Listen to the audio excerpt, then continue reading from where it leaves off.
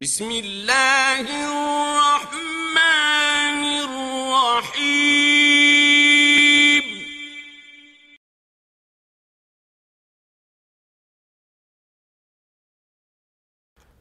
اذ قال موسیٰ لقومہ، اور جب موسیٰ نے اپنی قوم سے کہا ان اللہ یأمرکم ان تذبحوا بقرہ، کہ اللہ تمہیں حکم دیتا ہے کہ ایک گائے ذبح کرو۔ قالوا اتتخذنا ہزوا، تو انہوں نے کہا موسیٰ آپ ہمارے ساتھ مذاق کر رہے ہیں۔ قال اعوذ باللہ ان اکون من الجاہلین،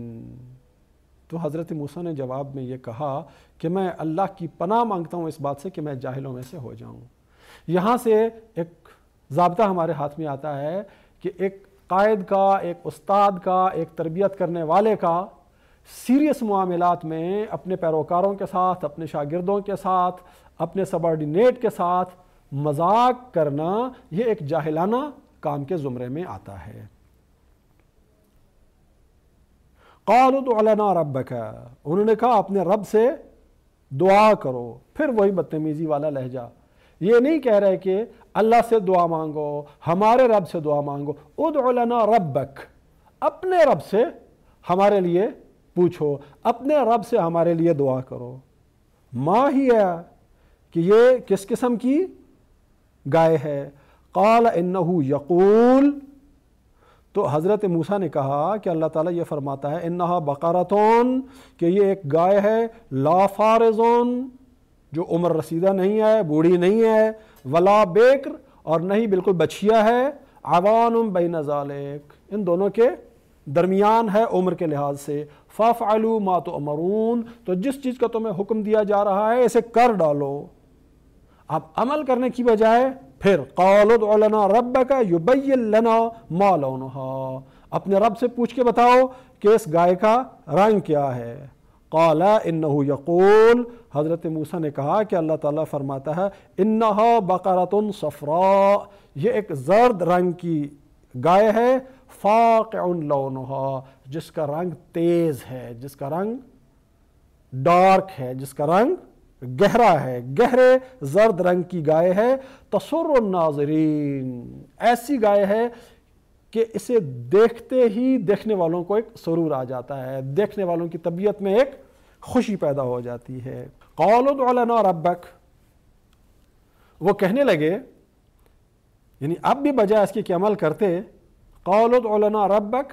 یبین لنا ما ہی، اپنے رب سے پوچھ کے بتاؤ کہ یہ کیسی گائے ہے، ان البقرۃ تشابہ علینا، یہ گائے تو ہمارے لیے متشابہ ہو گئی ہے، ہم اس گائے کے معاملے میں شبے میں پڑ گئے ہیں، ہم کنفیوز ہو گئے ہیں کہ یہ کس قسم کی گائے ہے۔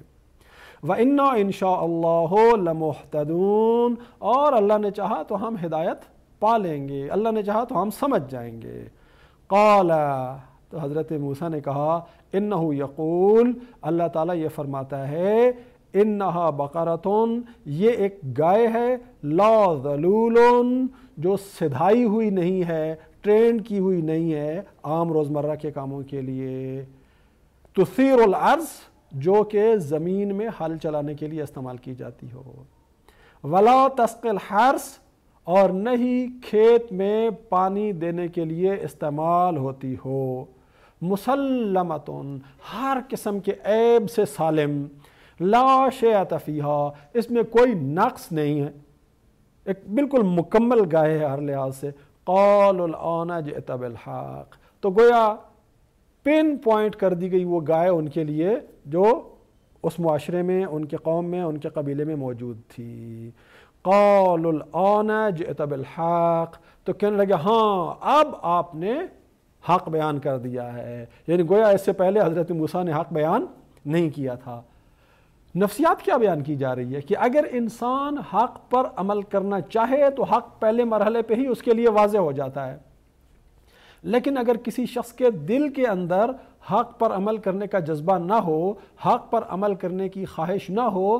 تو وہ اپنے تشکیک کے عمل کے ذریعے سے شکوک و شبہات ایجاد کر کے حق کو خود بخود مشکوک کرتا چلا جاتا ہے، حق کو خود بخود مشتبہ کرتا چلا جاتا ہے، اور پھر ایسی صورتحال بن جاتی ہے کہ واقعی حق اس کے لیے مشتبہ ہو بھی جاتا ہے، وہ شک اور شبہ والی بیماری میں مبتلا ہو جاتا ہے۔ بہرحال ان لوگوں کی ان کٹ حجتیوں کے جواب میں دائرہ ان کے گرد تنگ ہوتا رہا، اور بالآخر ایک گھیرے میں آ گئے اور انکار کی کوئی مجال باقی نہیں رہی. قالوا الآن جئت بالحق، کہنے لگے اب آپ حق لے کر آ گئے ہیں، اب آپ نے حق کو بیان کر دیا ہے. فذبحوها، پھر انہوں نے اس گائے کو ذبح کر دیا. وما کادوا یفعلون، حالانکہ وہ ایسا کرنے والے تھے نہیں.